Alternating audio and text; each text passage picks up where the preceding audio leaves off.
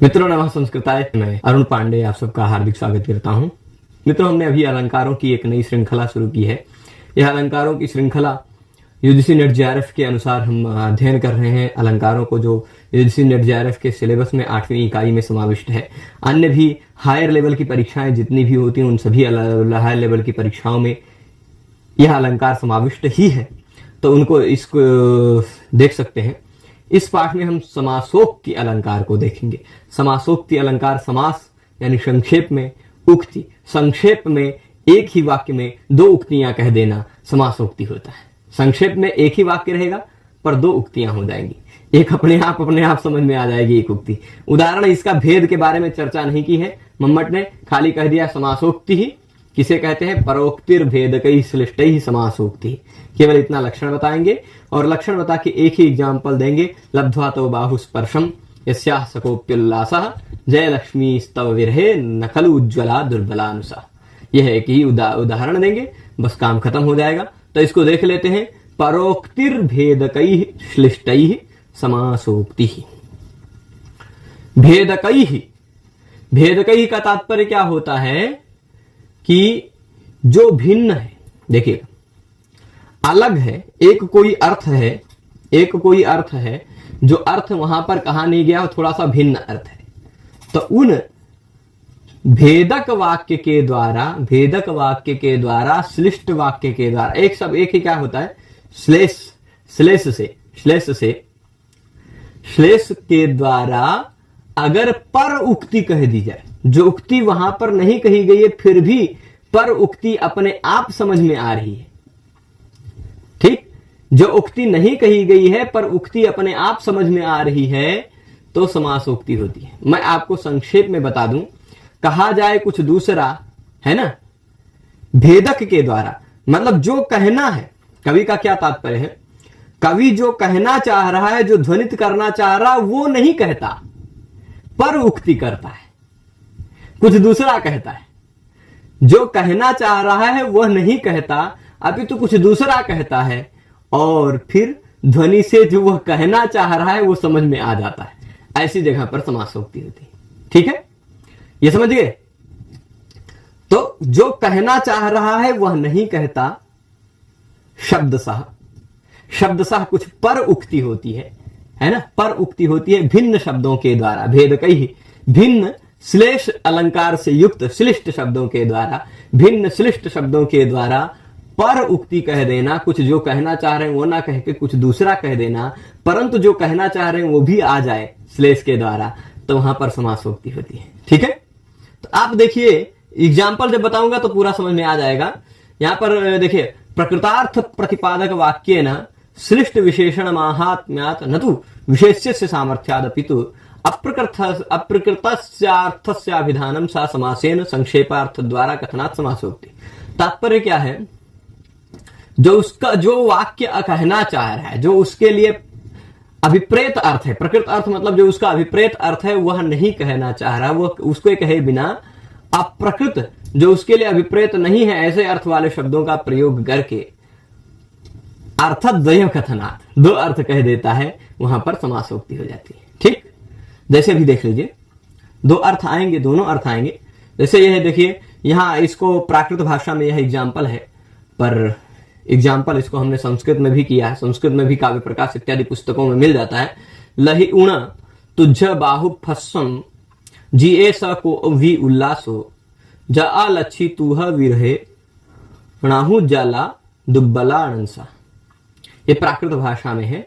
संस्कृत इसका क्या होगा? लब्ध्वा तव बाहु स्पर्शम यस्याः सकोप्युल्लासः जयलक्ष्मी तव विरहे न खलु उज्ज्वला दुर्बला नुसा। इसको समझिएगा, तव बाहु स्पर्शम लब्ध्वा, इसको समझिए। तव मतलब तुम्हारे, कोई कवि है या कोई व्यक्ति है या कोई नायिका है, किसी राजा से कह रहा है या कह रही है। ठीक है, क्या कह रही है? तुम्हारे हाथों के स्पर्श को प्राप्त करके, तुम्हारे हाथों के स्पर्श को प्राप्त करके जिसको कोई, कोपी मतलब कोई, एक अद्भुत उल्लास प्राप्त हो जाता है, एक अद्भुत आनंद प्राप्त हो जाता है। तुम्हारे हाथों के स्पर्श से ही जिसको कोई एक अद्भुत उल्लास हो जाता है, ऐसी जय लक्ष्मी। जय लक्ष्मी किसको कहते हैं? जय लक्ष्मी मतलब होती है राज्यश्री। राज्यश्री, राज्य की शोभा। आप जानते हैं विजयश्री, जय लक्ष्मी मतलब विजयश्री। राजा कोई युद्ध जीतता है तो उसको विजयश्री मिलती है, विजय की शोभा मिलती है।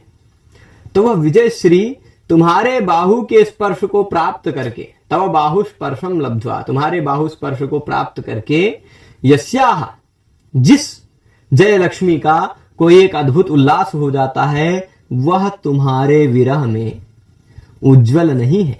वह तुम्हारे विरह में उज्जवल यानी प्रसन्न नहीं है, बहुत दुर्बल हो गई है। दुर्बलानुषा, कैसी हो गई? दुर्बल हो गई है, मतलब मोटा नहीं रही, खुश नहीं रही है, हो रही है, वो दुर्बल हो गई है। यहां देखिए शब्द सा, उसको कहने का क्या तात्पर्य है? कोई है, कोई नायिका की सहेली है या कोई है जो नायिका की मनोव्यथा को बताना चाह रही है। ठीक, नायिका की मनोव्यथा को बताना चाह रही है और क्या कह रही है कि हे राजन, तुम्हारे हाथ का स्पर्श पाकर जिसको एक अद्भुत उल्लास मिल जाता है, ऐसी वह तुम्हारी जय लक्ष्मी, ऐसी तुम्हारी वह विजयश्री, ऐसी तुम्हारी वह धर्म पत्नी या तुम्हारी प्रियतमा तुम्हारे विरह में उज्जवल नहीं, दुर्बल है। देखिए शब्दशः तो साफ साफ शब्दों में क्या कहा गया? साफ साफ शब्दों में तो कहा गया विजयश्री के बारे में कि हे राजन, तुम्हें तुम्हारे हाथों का स्पर्श पाने से जो विजयश्री, जो जीतने पर प्राप्त होती है विजयश्री, वह अत्यंत प्रमुदित हो जाती है तुम्हारे बाहु के स्पर्श को प्राप्त करने से, और वह तुम्हारे विरह में आज उज्जवल नहीं है, बहुत दुर्बल हो गई है। साफ साफ शब्दों में ऐसा कहा गया। परंतु श्लिष्ट अर्थ के द्वारा, श्लिष्ट अर्थ के द्वारा मतलब श्लेष के द्वारा ऐसा भी अर्थ हम यहां निकाल ही सकते हैं कि भाई वह तुम्हारी प्रियतमा दुर्बल ही हो रही है, उज्जवल नहीं है। ठीक है, यानी सूखी जा रही है, ऐसा भी अर्थ।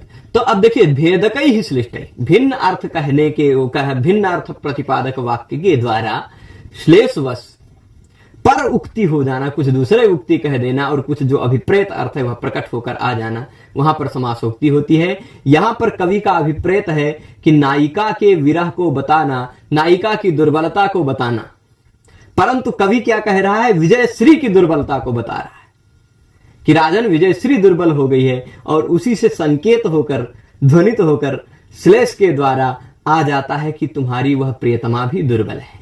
यह निकल के आ जाता है।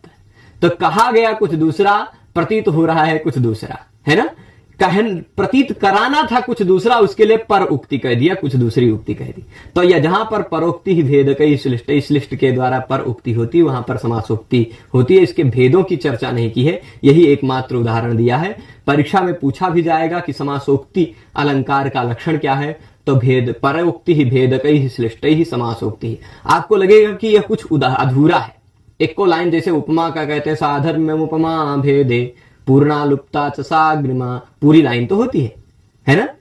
अभवन वस्तु संबंध उपमा परिकल्पकः वर्ण साम्यम अनुप्रासश्चेक वृत्तिगतो द्विधा। कोई भी अलंकार का लक्षण पढ़ते हैं तो आपको पूरा आधा एक लाइन या पूरा श्लोक मिलता है, पर ये थोड़ा सा अधूरा लग रहा है कोई लाइन। परोक्तिर्भेदकैः श्लिष्टैः समासोक्तिः, यहीं तक लक्षण है। इस लाइन में इसके तुरंत बाद फिर निदर्शना अलंकार का लक्षण शुरू हो जाता है, इसलिए छोड़ दिया गया है। पूरा श्लोक क्या है?